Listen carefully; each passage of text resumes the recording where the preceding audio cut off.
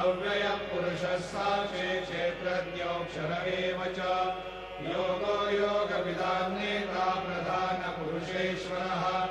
नारसिंहः श्रीमान् केशवः पुरुषोत्तमः सर्वशिवस्तानुर्भूतादिर्निरव्ययः सम्भवो भावनो भर्ता प्रभवः प्रभुरीश्वरः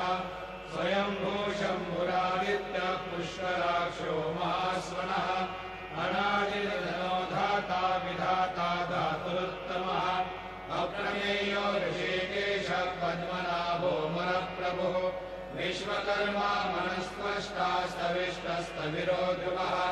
अग्राह्यः शाश्वतकृष्णो लोहिताक्षप्रतर्दनः प्रभूतश्रीकलुब्धाम पवित्रम् मङ्गलम् परम् ईशान